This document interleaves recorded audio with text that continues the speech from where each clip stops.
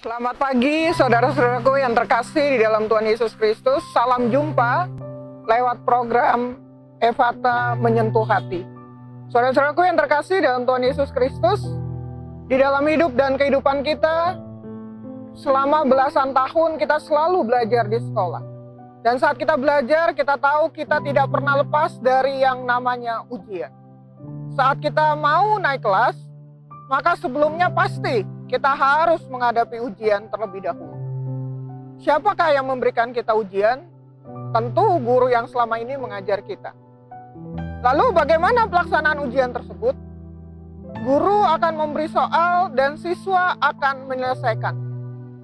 Dan kemudian pada saat ujian dilaksanakan, guru akan diam dan tetap berada di dalam kelas.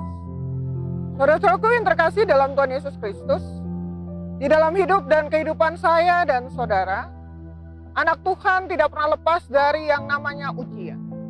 Setiap kali Tuhan hendak mengangkat kita, pasti sebelumnya kita akan diberikan ujian terlebih dahulu. Masalah dan pergumulan hidup adalah ujian yang paling sering Tuhan berikan untuk melihat kualitas iman kita yang sebenarnya. Saat menghadapi ujian hidup, terkadang kita merasa kecewa. Terkadang kita marah juga kepada Tuhan. Karena pada saat itu kita merasa sepertinya Tuhan diam saja melihat pergumulan kita.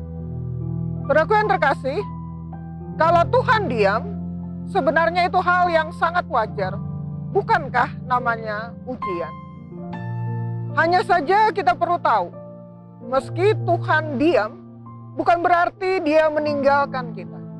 Tetapi dia selalu ada bersama kita untuk memberikan kita kekuatan. Agar supaya kita mampu melewati ujian tersebut dengan penuh kemenangan. Lalu, apakah saat ini saudara dan saya sedang diperhadapkan dengan masalah dan pergumulan hidup? Sementara Tuhan sepertinya diam 1000 bahasa.